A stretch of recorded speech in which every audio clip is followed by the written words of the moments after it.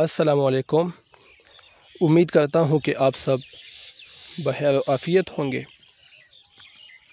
आज के इस लेक्चर में हम पढ़ेंगे हुरूफ़ इस्तिफ़हाम। हुरूफ़ इस्तिफ़हाम किसे कहते हैं, ये कौन कौन से हैं और इसकी मिसालें, इस पर आज इस वीडियो में हम गुफ्तगू करेंगे। हुरूफ़ इस्तिफ़हाम, इस्तिफ़हाम कहते हैं सवाल को, सवाल, क्वेश्चन। हुरूफ़ इस्तिफ़हाम ऐसे अल्फाज हैं जो किसी बात को पूछने या मालूम करने के लिए इस्तेमाल किए जाते हैं, यानी इनके ज़रिए सवाल किया जाता है ताकि जवाब हासिल किया जा सके। आसान है, मुश्किल नहीं है। अगर इस्तिफ़हाम लफ्ज़ के मानी आपको याद हो तो फिर हुरूफ़ इस्तिफ़हाम आपके लिए कुछ भी इसको समझने में कुछ भी आपके लिए मुश्किल नहीं है। इस्तिफ़हाम कहते हैं सवाल को, तो ऐसे हुरूफ़ इस्तिफ़हाम कहते हैं ऐसे हुरूफ़ जो सवाल के लिए इस्तेमाल होते हैं, जिसके ज़रिए आप सवाल करते हैं, इसको हुरूफ़ इस्तिफ़हाम कहते हैं। मसलन मिसालें देके यहाँ पर क्या के ज़रिए हम सवाल करते हैं कि आपने क्या खाया।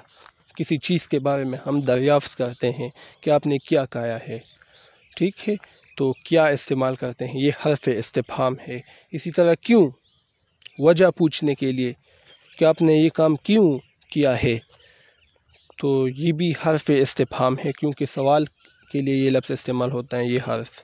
इसी तरह कब, जब हम वक्त के बारे में पूछते हैं कि आप कब आए, किस वक्त आप आए, तो ये वक्त के लिए, तो ये भी हर्फ़ इस्तिफ़हाम है, सवाल के लिए पूछते हैं। कहाँ हम जगह के बारे में पूछते हैं कि आप कहाँ गए थे, किस जगह गए थे, तो ये भी हर्फ़ इस्तिफ़हाम है। कैसे अंदाज़ के बारे में हम पूछते हैं, मैनर के बारे में कि आपने ये काम कैसे किया, किस अंदाज से किया, तो ये भी हर्फ़ इस्तिफ़हाम है।